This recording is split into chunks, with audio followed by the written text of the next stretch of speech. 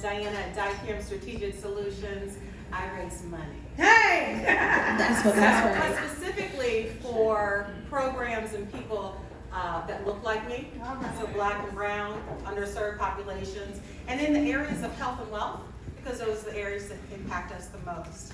I've had 25 years of experience in this space, mainly working for national nonprofits, but in the last 3 years branched off another firm of my own. But it was because of COVID. I saw so much happening in organizations that were hit so bad, and those were the ones that were impacting people that look like me. So I said, okay, it's time, I already had a master's in this. I've been trying to figure out when was the right time to branch off, and I was like, you know what, it's right now. I've raised $155 million. I managed teams to raise $500 million for programs that look like me. Can we just give a round of applause? Now it's time for me to actually lift more and be more. Yes. Hi everyone, my name is Chiquita Jackson. I'm the CEO and founder of Chiquita Jackson Enterprise, a social impact nonprofit organization located in Prince George's County. We also just expanded to Michigan, my home state, Detroit. And our focus and our goal is to disrupt poverty to empower communities. As a person who was born and raised in poverty, witnessed my mother struggle to raise 6 kids on child security, welfare, Section 8, you name it, seeing those implications and also realizing how difficult it was, not only for my mother, but other families that was in a similar situation as us, I decided to change the narrative. I am a first generation high school graduate, I am a first generation college graduate, I am a first generation entrepreneur. So when I say that I am taking the steps to break generational trauma, generational barriers, I am living that. We partner, my organization, we partner with state, local, and federal entities. We have partnership with the White House, we have partnership with the city of Greenbelt, we're building partnership with Howard County, we build partnerships with different agencies within Prince George's County, and we also focus on workforce development or career readiness, youth entrepreneurship, youth development, and as well as grassroots research. We just recently did a research in regards to the implications of inflation and the understanding that BIPOC communities have on it, and just coming to an understanding that not a lot of us know how bad inflation is and how it impacts poverty. So my goal is just to really just dive deep into what's causing poverty. My goal is to solve the unsolvable. No one can be able to, no department, federal department can measure poverty because they're not assessing it right, which makes no sense. And my goal is to do something that nobody has ever been able to do. And coming from this as a Zenio, I am empowered and impacted to just create something that no one thought was possible. So I'm just really excited to be here to share with you guys the resources and things that I know, and to also just hopefully give you some tools that you guys can take home to make those changes that you guys want to create those opportunities for yourself. Wow. Yeah. I love it. No, I'm so honored to be sharing the stage with you lovely ladies. So, we all know as Black women entrepreneurs, we face so many challenges, from microaggressions to getting money for funding and so on and so forth. So maybe you can talk to us a little bit about those challenges that you've encountered and how you overcome them. That is a big question. So I'll tackle a couple of pieces of it. Everything we do in business is relational. Period. It is old school. Yes. There's no, I'm going to send out 1,000 emails and expect 1,000 people who don't know me to answer. It is like the first panelist said, those relations that you're connecting with people, looking people in the eye. This is old school, back in the 60s stuff. People buy from people first. That's right. Your organization second, and what you're selling last. If you remember nothing about what I say, just know that. So with that, when I started my firm, I didn't really, it was a gut reaction. It wasn't that I planned for it. It wasn't, I was like, okay, I put all these things in order. I'm now ready. I got all this money in the bank. I'm ready for it. So I just jumped. I was just like, I'm sad. I'm sad to see the organizations that need funding and fund diversification the most go out of business or be so challenged to meet the needs of people that look like me. And so I was like, I'm just gonna go. I'm just gonna jump. And then I brought my team. I was working at National Council on Aging at the time, brought my team with me and said, hey, let's go for this ride. So, but yeah, it was a struggle of just getting out there and being, it's one thing to market someone else's business, and one thing to, have that moniker because that's been around for 25 years. It's another thing to come out and market your own. And yeah, I raised a lot of money for organizations, but then now I have to turn it around and do it for me. And having that switch of mindset, okay, well, I know a lot of people, let me talk to people. Just like you. You got all these folks in LinkedIn, let me just reach out. Let me just talk to people and see what's what. Yes, I was blessed to be wildly successful in my first 18 months. Got big names, big brands, like, oh my God, manna from heaven, prayed about it, I dreamed about it and it manifested. But it is a challenge the entire way. Yes, people are like, oh, you're so successful at, and I'm like, but it's the hustle and the grind, and then repeat, and then the hustle and the grind, and then repeat. And then the last thing I'll say about this is get mentors. I mean, yeah, people look at me like, you don't need a mentor. You've raised so much money. You know this, you know that. I mean, you can call Kamala. I mean, let me be clear. I'm a puppy in this business. I'm just barely 3 years old in this business. How I met some folks here was one of my clients, and we're just happen to be talking, and they happen to share an idea. I talk to people. I want to learn from people. I don't have any barriers that, oh, I've done this and I'm that. No ma'am, no ham, no turkey. I freaking talk to everybody. And even if I know better, they might know something that I didn't even consider. So you always, no matter who it is, just talk to people. And with that, I've been able to be very blessed financially. It's so crazy you say that, because Chiquita and I were just talking about how, it's people first, when you go into networking situations, it's never, what can you do for me? It's how we can work with each other. How can I be helpful? What are the synergies we can explore? So I just wanted to follow a question, and then I'll ask you the same one.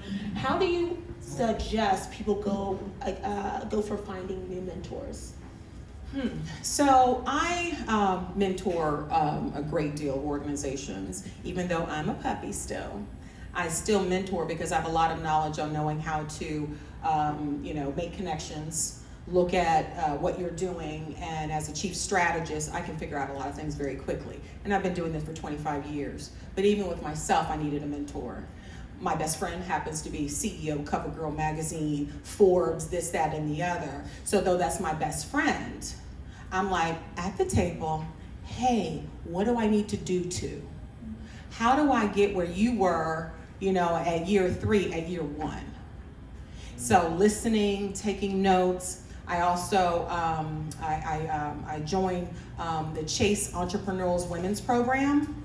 Yeah, and you get a coach who takes you through everything from business planning. They analyze everything that you do. They even set you up for seed funding, tell you how to do it, how to get it, how to position for it. I also then, and this is something for anyone and everyone, there's an organization called Seed Spot. Yes. And on a monthly basis, I coach different entrepreneurs from literally infancy idea phase to we have a product in market and we're needing investors.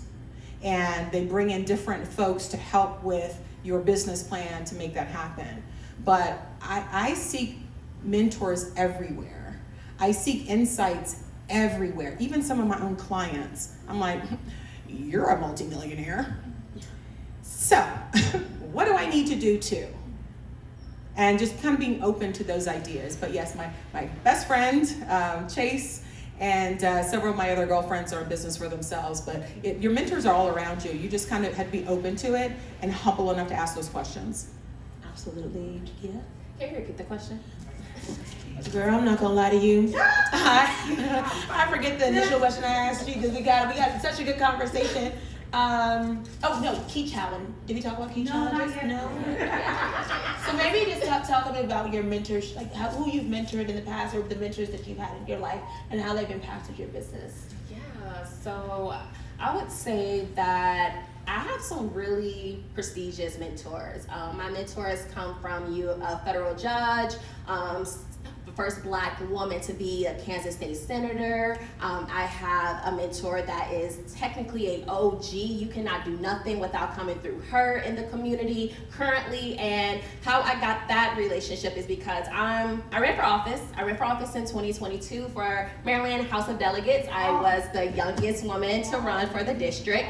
And not a lot of people was very receptive to me because of my age, and I feel like that's also one of my biggest challenges, is trying to overcome that baby face and also that age. Like, they look at me and they see a little girl, they don't see the young woman that I have become and all of the accomplishments and the achievements that I have made for myself. So just overcoming those. And when I connected with my mentor, we had lunch. I invited her for lunch, and just talking to her, and I felt nervous at first because oftentimes I feel like I can't show up as myself because I automatically be judged. Oh, you're too radical. Oh, you're too this. I've been told I'm too radical. I've been told, because I like to wear my hair in an afro, I was told that that's not going to get me nowhere. I've just been told so many negative things, despite the fact that I show up, and I show up happy, I show up authentic, and I show up ready to do whatever it needs to take, because I have a lifelong learning mentality mindset. So when I am interacting with individuals, I'm very particular about if the energy I feel will benefit me, because oftentimes what I have realized, mentors, they are great. However, mentors, they're there to provide you with advice. That does not mean you need to live and die by that advice. And oftentimes a lot of us seem to forget that. My mentors, how I dress. I got told that me wearing open-toe shoes, my power would go through my toes because I'm wearing open-toe shoes. Yes, I've been told some crazy things, and it's those types of things that, okay, I hear you, great to hear from you, but also I know that I feel confident in this. I feel confident when I look good, and when I look good, I do great things. So when I met with my mentor, I was talking to her about all of my challenges, and she was just like, well, you got to go through here, you got to go through there. And I'm just like, well, I tried. They're not receptive towards me. Well, you got to play the game. And I'm like, I don't like playing their game, because their game is a little corrupt and it has slave traditional mindset. So how do we overcome that? We didn't see eye to eye, honestly. Me and my mentor, we didn't see eye to eye, but she still accepted me. She still respected me. She still took me under her wing and gave me the opportunity to, just learn from her. And I think that is just so important, because when we talk about mentor, when we talk about challenges, oftentimes we think that we have to switch the way we are, and you should never have to switch the way you are. Show up as your authentic self. If you want, you show up as you, because that, again, what Diana said, they're going to buy what you are. I don't care if you perceive me as this radical, young, crazy Black Lives Matter zennial. I know who I am. I know that I won 2 awards this year. I was a guest panelist for Southwest by South EDU back in 2022. I organized workshops where I'm traveling around the country to speak and educate Black learners, entrepreneurs on how to maintain and level up their success. So regardless of what people try to throw your way or try to make you feel code switching or just make you feel like you're not adequate enough, you are always adequate. I had to learn that throughout myself, because I am my biggest cheerleader. I had to become my biggest cheerleader, given the fact that everyone around me just did not believe that I was going to make it. I started my business my senior year in college during the pandemic. So coming through that obstacle and going on my 4th year, 3 years in business, 3 years being an entrepreneur, just seeing the process that I have made. When I first started my business, I made what? Less than $100. Now I'm gearing up to getting close to $200,000. It's slow steps, but I'm proud of myself. I know I'm not making billion-dollar clients, but at the end of the day, my clients are very, very well known. City of Greenville. Not a lot of people my age can say that they have partnerships with governments. Not a lot of people that's in the business that I'm doing can say that they built a partnership with the White House. Not a lot of people that I'm doing can say that they've done the things that I have done, which is why I always will show up as myself. And despite all of the challenges that may come my way, I'm still want to stand on my truth. I'm still want to advocate for Black communities. You don't want to hear about the Black community and all the issues that we're going through, but you need to hear it, because y'all not being told the truth. Y'all think that poverty doesn't exist, but it's a reality for so many people. 64% of the people in Prince George's County. I get passionate, y'all. Sorry. So I just say that to say that despite the challenges that I had to overcome, because I don't let challenges make me feel any type of way. I look at that as just an opportunity. I was told that I was going to be 15 years old, pregnant, and not be nothing, but here I am today, no kids, and a first generation everything. So I am just a living testimony that I can be whatever I say I want to be. And my mentors, love them, respect them, but I take what's useful for me, and then I keep the nonsense out, because what works for them doesn't work for me. I know that I always want to show up as myself. I want people to see me and respect me for who I am, and not just because I'm just a muppet basically walking around with someone just because this person's doing it, I'm doing it. I've always showed up as my authentic self, and just showing up as me has allowed me to leverage so many opportunities. People, a lot of older people have told me that I inspired them. They like, you're inspiring, like you just show up as yourself and you say what you want. I will raise my hand in a conference to ask a difficult question that nobody else wants to ask. I'm hearing, it was a panel of 3 white people, 1 white woman, and they were talking about, just diversity, equity, and inclusion, and, diversity, equity, and inclusion, but y'all all white up here. Y'all all white up here, a Fortune 500 company. I'm asking a question like, okay, so how do you guys promote that throughout your work? I kid you not, the lady, the white woman, she said, well, white women had to just got there a couple years ago. We had to work hard for our thing. So those are the types of things that I have to overcome, and I just have to always stand up and be that black woman. Like, hey, y'all issues are not our issues. Y'all had the right to vote since 1920. We didn't get the right to vote till 1964. Let's talk about the realities. Let's talk about the implications, and let's talk about the injustices and the inequalities that we have been experiencing forever. I am going to stop because I get passionate.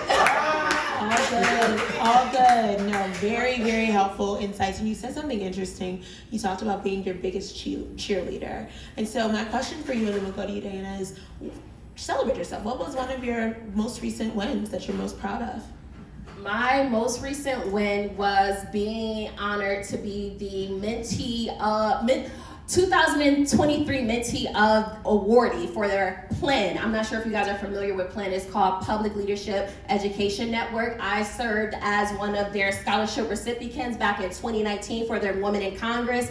And I actually met a young woman, phenomenal, from Detroit, who served as the panel. And I just stayed in connect with my organizations that I was alumni for. Oftentimes, just because you're not a part of that organization, whether that fellowship, that program is no longer, you're not a part of it, stay connected. I stay connected with the big people. I stay connected with the CEO, the chief of staff. Like, hey, just wanted to keep you posted. I sent invites to my wedding to those individuals because I want them to feel a part of it. And when I applied for myself, I nominated myself. I ain't gonna hold y'all. I nominated myself, and they reached back out to me. They said, congratulations, you've been awarded. And I said, wow. And not only was I, surprised, but I'm not sure if you guys are familiar with Sharice Davis, a U.S. representative who is the first Native, Indigenous, and also LGBTQ plus IA representative for a House. She was also an awardee. So not only did I win my first award and also won another award the following month,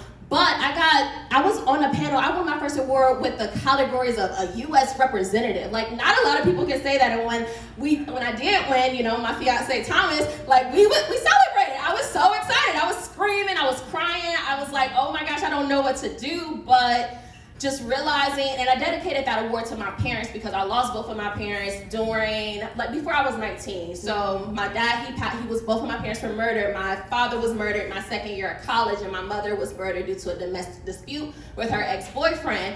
And I dedicated that award to them because neither one of them graduated. They only had 9th grade education, and they had me at the young age of 19. So being able to change the narrative on how my family raised me and showing them not only did you raise a person that is breaking generational barriers, you raise a person that's doing the impossible and is going to make sure that that they remember who you guys are. So I was really excited. I had to big myself up on that, but oftentimes I don't give myself enough credit. I do work myself too much, but I try to be intentional and celebrating my wins. Yeah, absolutely. Absolutely. Yeah, my mantra is celebrate. I celebrate all wins, big or small, because it's hard out here. You know what I mean? So, same question to you, Diana. What Lord, I didn't agree. What's your most recent win, or win you're most proud of? So I only take on clients that I'm personally passionate about. And when Roe v. Wade was overturned, I see a problem. I'm like, what can I do? That's just my natural thing. So I recently signed with Luminous Health in Prince George's County for their $300 million capital campaign and helping them lead that $300 million capital campaign. And it's specifically for maternal health. Yes. Because though Prince George's County is a very wealthy county, it has very poor maternal mortality rates. One of the worst in the area, actually one of the worst in the country. So my thing is, for me, they're all personal privileges. Though, yes, I want a opportunity to work with them, an opportunity to raise this significant amount of money for them. But it was just like, yeah, I'm doing something that helps, again, people that look like me for a system that is against me. So that's, for me, it's those clients that I can just say, I'm checking a box. It's not like I'm doing the $1 million homes, but I'm still, my thing is hundreds of thousands of lives, and how can I impact those? And with this, I can impact hundreds of thousands of lives. No, and I'm not being hyperbolic when I say this. You all are changing the world, and I think that is just so powerful and so inspiring. So just two more questions for you. The second to last is, what resources do you have for folks? What would you recommend they do? So I mentioned earlier Seed Spot. Seed Spot is one that really helps young entrepreneurs in all aspects. And young is not age. Young is where you are in the business spectrum of this business. I'm a serial entrepreneur. I've had businesses from jump. Just like the original panelists, got into investing because I saw something. And I was like, I need to get my real estate license, and I need to do work on both sides of the deal, because that's what, go ahead and, fund some trips and such. Sure. But that wasn't my passion. I can do it. I can sell a house. I obviously have a gift for gab. I can sell a house, but my passion was helping people. So, again, it's attaching yourself to things like this, where we're learning and sharing from one another, exchanging ideas, but then finding those mentors, finding, who can take you through the process. Because it's easy to have an idea. It's easy to say, I'm going to have a business, I'm going to have a nonprofit, I'm going to do that. It's all the other stuff afterwards. The other stuff where you have to let your fear fuel you, the worry and the doubt that you continue to have for yourself. People say imposter syndrome. I don't know what that is, but I get it. There's all those other things. And then you got to rise above that and then close something and be amazing. And then as soon as you get there, you go through the same cycle all over again. The worry, the doubt, where's my next contract gonna come? When's my next this gonna come? And then you keep going. But during that process, you have to then elevate your circles.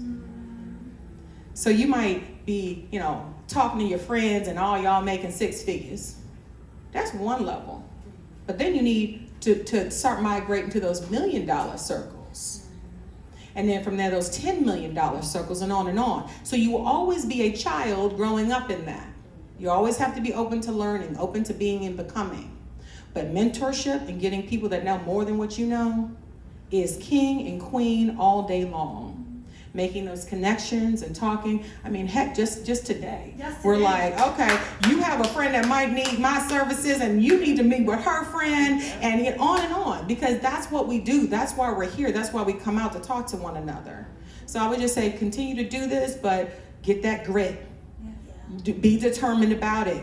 And somebody said consistency, that whole everyday doing something. And one thing I'll leave you with is, I always look at, if I have an hour, what is the best use of that 60 minutes in order to get from here to here?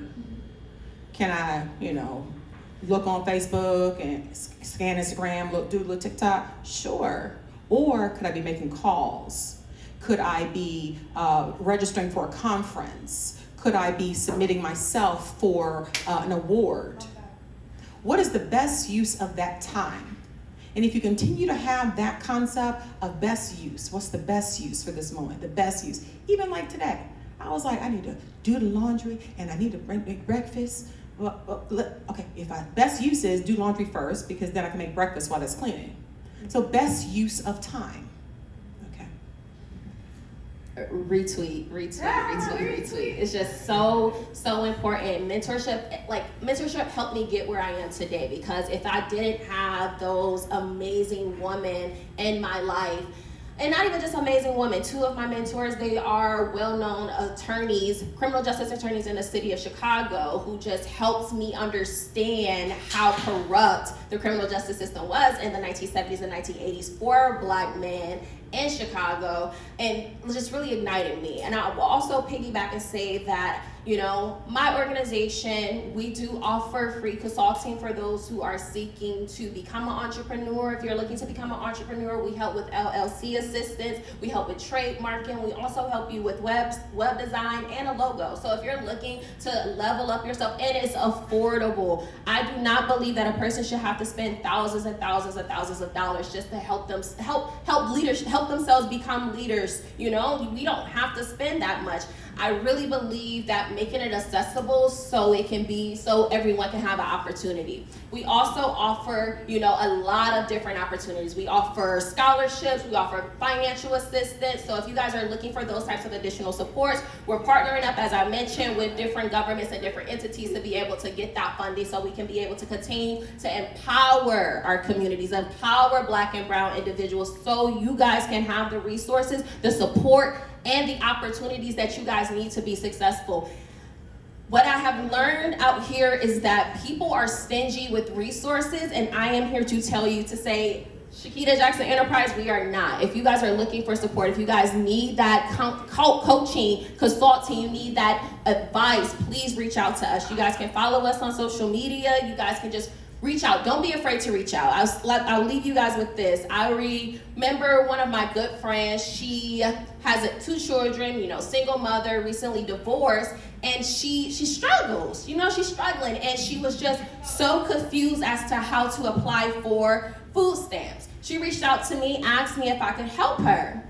Absolutely. Applied for her. She was able to get approved, got her money, and her kids don't have to worry about food insecurity. So my goal is to really help, because I'm disrupting poverty. I'm doing the impossible, and I'm showing them that it is possible. So if you guys need that support, you guys want to know more about the poverty data within the state of Maryland, or specifically within Prince George's County, I know that as well. I am definitely here as a resource for you guys, and I want you guys to take advantage of that. Amazing. So my final question, like I said, I love to ask it. Because I just think it gets you from a place of just like excitement and joy. And so what is exciting to you all these days? And it can be personal, it can be business, it can be anything. The hustle and grind is real. And whether you're doing it for someone else or doing it for yourself, even for yourself, it's even more. So as I was saying to folk earlier, I'm like, sleep is my number one most important priority, but my time and how I use my time. People always say, oh, I don't have enough time to do this, and I don't have enough time to do that. And as a strategist, I look at CEOs' times and calendars all the time and figure out where you do have time and making time. Time and how you spend it is a choice. So for me, making sure that I have breathing time, that's on my calendar. I block. I don't have anything before noon on Monday, and I don't have anything after noon on a Friday. Because that's me time. Because that's the most important thing, because if I don't have that, I can't be great. And I have a huge desire to be great in the world. Not for me, but for the skill sets that I have in order to build and lift and change lives. But with that, I struggled with this answer before, because in my industry, we're going through massive challenges. With Roe v. Wade, with affirmative action. Philanthropy has gotten I would say the biggest 360 I've ever seen in the 25 years I've been in this industry. But as I was talking to my childhood friend from, well, not childhood, but my girlfriend from NIH, she says to me, but isn't that an opportunity? And I'm like, yes, you're right. So though, have not seen philanthropy hit this hard in a long time. We had billions of dollars going into programs for people that looked like us. I mean, with the strategies that we were creating, the millions and millions of dollars that we were raising in the last years have all frozen up. DEI is a bad word. Black Lives Matter is a thing of what? And then Roe v. Wade and affirmative action. So now we have to think differently. Now we have to rise differently. And so things like this, where we can come together and pull our resources in order to still strive, still do, still be great, that does excite me. Why I'm here on a Saturday, doing my family time. Here is because this is more important right now than anything else. So I'll leave it at that. I would say for me is just, what brings me excitement is just realizing my worth, because oftentimes I feel as if I don't know my worth, no one else will, and just setting boundaries. Setting boundaries for me has become so important, because people will take and won't give you anything in return. And I have lost people to burnout. I have lost people to just, being so overwhelmed and that hustle and grit culture.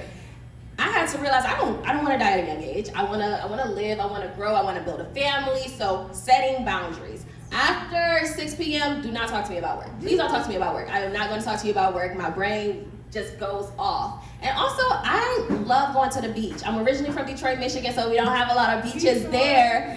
But I love going to Ocean City, and just looking at the ocean, diving back into my creativity and thinking, re-energizing myself into ways like, okay, Chiquita, how can you help the community? How can you work? Bringing my journal, writing my ideas down, really diving deeper into myself and realizing and not going to say relearning, but connecting with myself, because at the end of the day, as I mentioned to you, I'm my biggest cheerleader. I love myself. I know my worth, and understanding me is the most important thing in my life. And if I can't understand the work that I'm doing, what I'm doing, I can't connect with individuals, and that's a core value of why I do what I do, to connect with individuals. So y'all can catch me at Ocean City. Y'all can also catch me just having fun after 6 p.m., not talking about work.